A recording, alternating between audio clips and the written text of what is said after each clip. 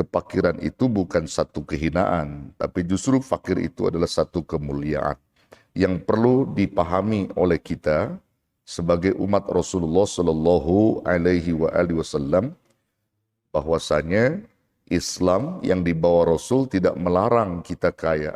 Bahkan Islam itu membolehkan, bahkan juga menganjurkan kita kaya.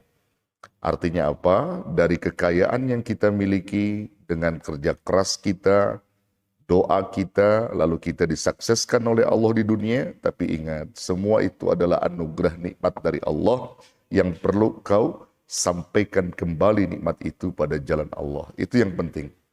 Jadi Islam butuh orang-orang kaya seperti Abu Bakar, orang-orang kaya seperti Utsman, yang semua harta yang dimiliki oleh mereka, dia kembalikan pada jalan Allah. Sehingga di dalam kebutuhan-kebutuhan Islam itu mudah. Ya, artinya orang Islam itu kaya, lalu dengan hasil kekayaannya itu dilimpahkan kembali pada jalan Allah. Yang membutuhkan, kemudian masjid, musola, pesantren dan sebagainya. Kalau orang muslim yang kaya itu akan lebih indah gitu. Lebih mulia sebagaimana kayanya Abu Bakar, Utsman dan seterusnya para sahabat-sahabat yang lain. Jadi sekali lagi bahwa Islam tidak melarang kita kaya, Saudara ya. Jadi kalau kita lagi bicara bab tentang kefakiran bukan berarti Islam melarang kaya, bukan ya. Ini supaya kita paham, kita tahu bahwa ternyata fakir itu tetap dalam kemuliaan gitu, dalam kemuliaan Islam. Dan yang menjadi catatan khusus bagi kita bahwa kekayaan yang dimaksud itu sebenarnya bukan kekayaan harta yang dalam hal ini menjadi banyak bangga orang sehingga orang itu membuat dirinya sombong karena banyak harta gitu. Tapi Islam menyoroti sesungguhnya kekayaan yang paling utama itu adalah kekayaan hati atau jiwa. Yang bisa diartikan adalah kekayaan spiritual, kekayaan ruhani. Ya, itu yang disebutkan di dalam hadis riwayat Bukhari Muslim. Kata Nabi apa? Laisal ghina an kasratil arad, walakinnal ghina ghinan nafsi. Rawahul Bukhari wa Muslim. Tidaklah disebut kaya karena banyaknya harta. Tidak disebut kaya karena banyaknya harta. Tetapi kekayaan itu adalah manakala orang itu kaya hati atau kaya jiwa. Atau bisa diartikan kaya spiritual, ruhaninya kaya. Ya, ruhaninya itu kaya. Maksudnya mudah untuk taat, mudah untuk melakukan perintah, dan mudah untuk menjauhkan larangan. Itu orang kaya sesungguhnya. Jadi orang yang selalu patuh tunduk kepada Allah, sekalipun mereka adalah miskin harta, tapi jiwanya kaya. Kaya dengan ketaatan, kaya dengan perintah. Itu jauh lebih mulia, saudara. Apalagi kalau orang-orang yang sudah diberikan harta, kedudukan misalnya, lalu kemudian dia patuh kepada Allah, dia tunduk pada Allah. Wah, ini yang sungguh luar biasa. Ya, namun jarang kita temukan orang-orang yang macam begitu, saudara ya. Nah, jadi inti poinnya adalah orang itu kaya harta, kaya hati atau kaya nafsunya di dalam ruhani, ya, di dalam ruhaninya spiritual. Ya, bahkan agama kita juga telah membagi, saudara, ya, membagi tentang tadi yang saya bilang tuh ya, bahwa kefakiran seseorang itu ada dua bentuk, naw'ani minal faqri. Ada dua bentuk atau dua macam kefakiran. Yang pertama disebut al-faqru al-madiyu. Fakir dalam soal material, harta. Miskin, harta, miskin, material. Jadi kalau harta dia nggak punya. Ya, harta dia nggak punya, materi-materi dia ya hanya sekedar saja. Ini al-faqrul madi. Yang kedua adalah wal-faqrur ruhi. Wal-faqrur ruhi. Fakir ruhaninya. Nah, ini lebih masalah lagi. Fakir ruhani. Jadi miskin rohani gitu. Jadi sulit untuk taat. Nah, ini kalau orang sudah miskin ruhani, itu terkena bukan saja kepada pelaku yang disebut orang kaya dan orang miskin, tapi kalau orang kaya kena yang disebut miskin ruhani, itu akan jadi masalah. Orang miskin kena miskin ruhani, lebih masalah lagi.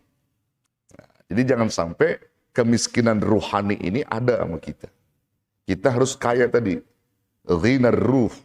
Ghinar ruhi atau ghinar nafs. Jadi supaya hati kita, ruhani kita itu kaya. Jangan miskin. Karena kalau udah miskin ruhani, sulit untuk taat. Bahkan biasanya kalau orang miskin ruhani itu benci sama kebenaran. Sama kebenaran-kebenaran yang disampaikan oleh para ulama, disampaikan oleh lisanul haq. Mereka tidak suka, saudara. Itu kalau orang yang sudah miskin ruhaninya. Ya, tapi kalau orang kaya ruhani, senang dia. Semakin banyak nasihat dan ilmu yang masuk, maka semakin senang dia. Itu namanya orang yang kaya ruhaninya. Tapi kalau miskin ruhani, mereka tidak senang dinasehati, tidak senang mendapatkan pelajaran-pelajaran ilmu yang berharga dari ulama-ulama. Nah, begitu saudara ya. Nah kemudian, saya ingin sampaikan pula kepada saudara-saudara tentang beberapa kemuliaan yang diberikan Allah kepada orang-orang miskin atau orang-orang fakir, di mana Allah tidak memberikan kemuliaan itu kepada orang-orang kaya. Orang kaya yang dalam hal ini adalah kaya materi. Allah tidak memberikan kemuliaan kepada orang yang kaya materi, tetapi justru kemuliaan itu akan diberikan kepada orang-orang fakir, orang-orang miskin. Nanti pada hari kiamat, kemuliaan itu akan didapat oleh orang-orang fakir, orang-orang miskin. Dan orang kaya tidak mendapatkan kemuliaan itu. Sudah. Ini yang saya angkat. Ini berdasarkan keterangan hadis-hadis dan juga dinukil dari qaul Al-Imam Abu Lais Samarqandi. Itu ada dalam kitab Tanbihul Ghafilin. Bahkan juga diungkapkan oleh banyak ulama yang menukil dari berbagai sumber hadis. Ya. Dinukil dari berbagai sumber hadis. Ada 5 kemuliaan yang dimiliki oleh orang fakir dan miskin tanpa diberikan kepada orang-orang kaya. Artinya orang kaya tidak memiliki kemuliaan ini. Jadi 5 kemuliaan hanya dimiliki oleh orang-orang fakir dan miskin. Amjadul fuqara'il khamsatu allati tumnahu lil aghniyai. Ada 5 kemuliaan yang dimiliki oleh orang-orang fakir. Allati tumnahu lil aghniya, yang tidak diberikan kepada orang-orang kaya. Jadi orang kaya nggak dapat, orang miskin saja. Yang pertama, kemuliaan yang Allah akan berikan kepada orang-orang fakir dan miskin itu adalah ajru sadaqatihi aktsara min ajri sadaqah alal ghaniyi bis salati zakati wa nahwa dzalik. Pahala amal orang miskin itu lebih dari pahala amalnya orang-orang kaya dalam perkara salat, sedekah dan lain-lain. Jadi kalau urusan pahala, kalau orang miskin salat, orang kaya salat, maka pahalanya lebih besar orang miskin. Orang kaya sedekah, orang miskin pun sedekah. Namun pahalanya lebih besar orang miskin. Jadi pahalanya dibesarkan oleh Allah dalam segala urusan-urusan baiknya. Jadi segala urusan baik orang miskin itu Allah akan datangkan pahala yang lebih besar daripada urusan kebaikan orang-orang kaya. Jadi pahalanya lebih besar. Kenapa sampai demikian, saudara?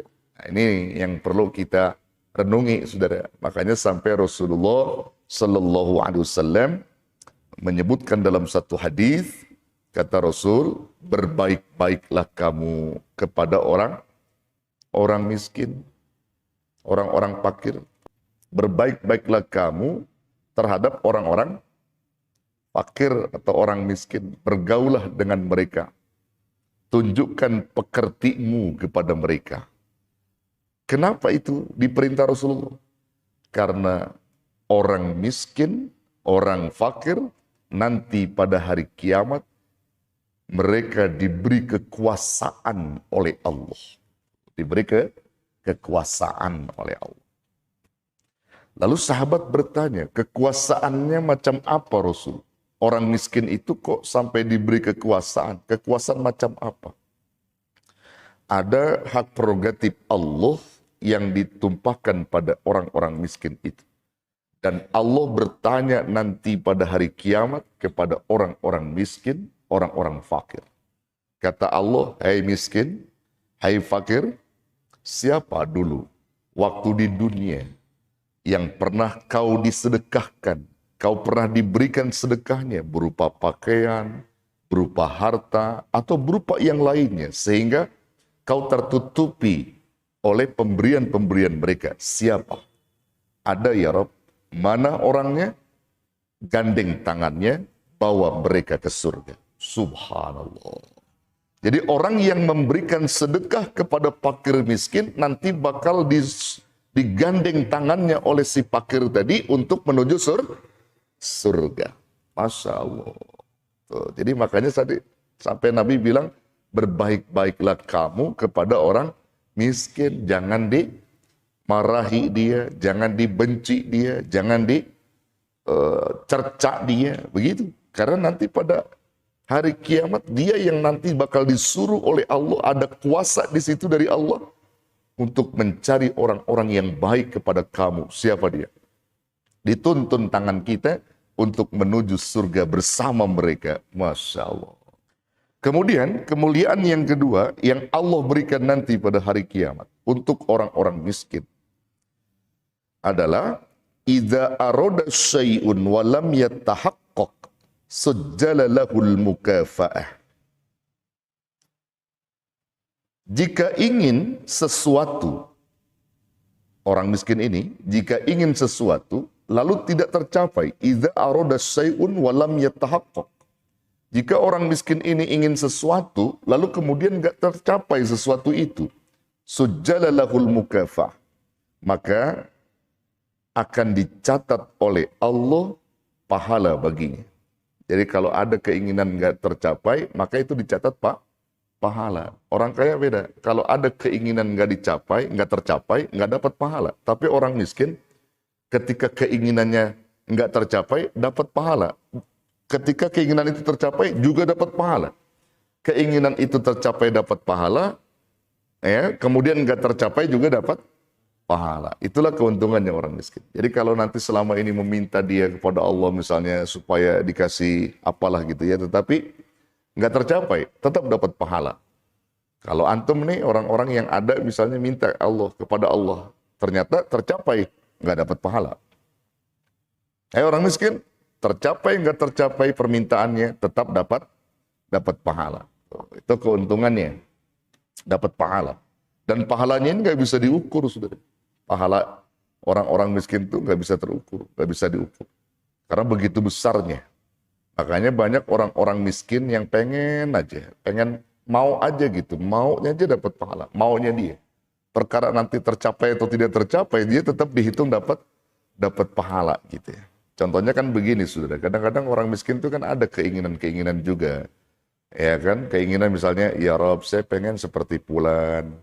Ya, tapi apalah daya, memang takdirku seperti ini, aku tetap bersabar, tapi ada aku ingin seperti mereka gitu.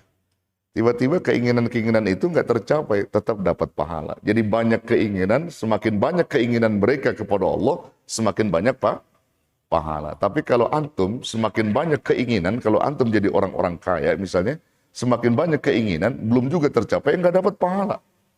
Kira-kira mending mana? Jadi orang miskin apa orang kaya? Ya yang benar miskinnya jangan ragu-ragu dong, jadi orang miskin apa orang kaya. Ya saudara yang dirahmati Allah. Jadi kalau orang miskin tadi itu keinginannya aja dapat pahala. Ketika dia berkeinginan namun belum tercapai dapat pahala gitu.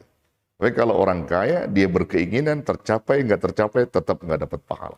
Kemuliaan berikutnya yang diberikan oleh Allah kepada orang-orang miskin pada hari kiamat adalah dakhulul jannata qoblal aghniya. Mereka akan masuk surga orang-orang miskin itu sebelum orang kaya. Jadi orang miskin dulu didahulukan masuk surga. Yang keempat adalah wa hisabuhum akhaffu minal aghniya. Hisab mereka itu lebih ringan. Hisab mereka lebih ringan daripada orang kaya. Jadi hisabnya orang miskin itu ringan sekali. Ringan, saudara. Karena memang nggak ada yang dihisab. Apa yang dihisab? Kan banyak manusia itu dihisab itu karena hartanya. karena hartanya. Karena orang ketika dia punya harta cenderung kali banyak celah-celah kesalahan berikutnya gitu. Kalau orang miskin tuh celah-celahnya sedikit gitu. Celah-celahnya sedikit. Yang kelima, kemuliaan yang Allah berikan kepada orang-orang miskin kelak pada hari kiamat adalah la yandimuna katsiran li'annal aghniya'a yuriduna ayyakunu mislal fuqara fil akhirah bainamal fuqara'u la yuriduna ayyakunu mislal aghniya. Apa maksudnya? Penyesalan orang-orang miskin nanti itu sangat sedikit di akhirat. Jadi penyesalannya itu sedikit, ringan.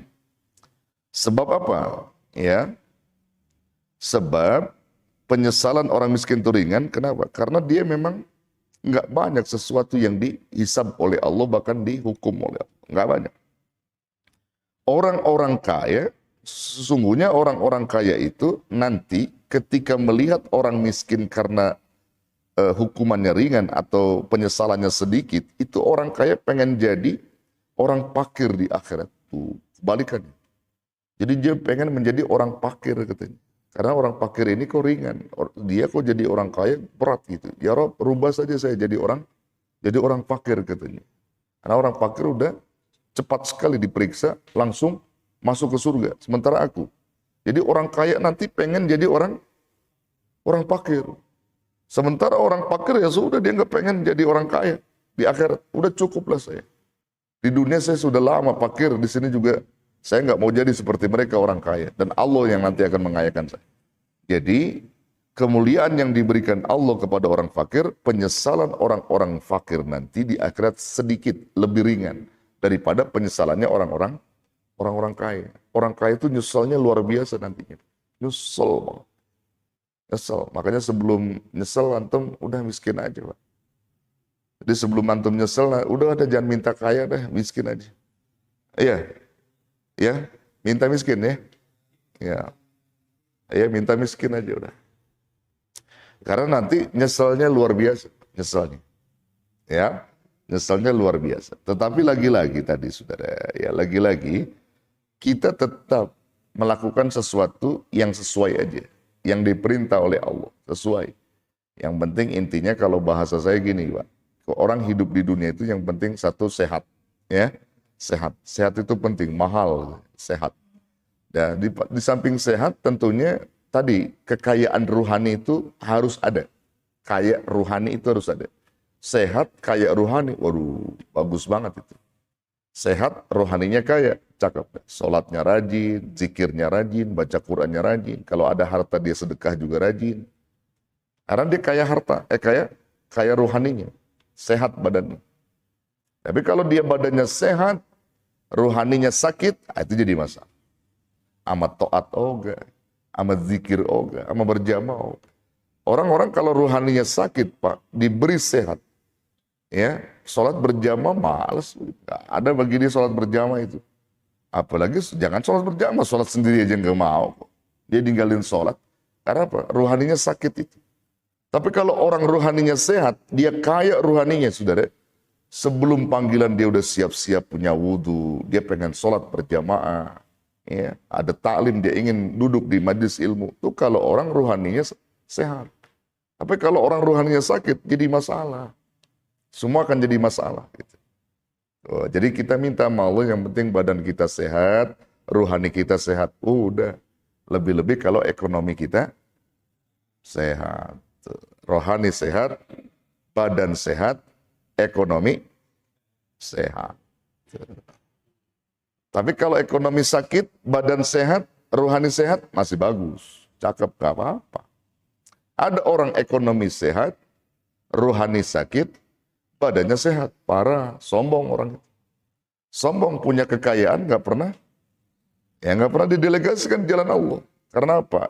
Ruhaninya itu sakit. Jadi ruhani itu barometer tuh, ukuran manusia baik tidaknya itu di ruhani itu. Ya, di ruhani gitu. Tapi kalau dia ruhaninya bagus, badannya sehat, ekonomi sehat, biasanya orang ini orang kaya yang dermawan. Ya, orang kaya yang dermawan.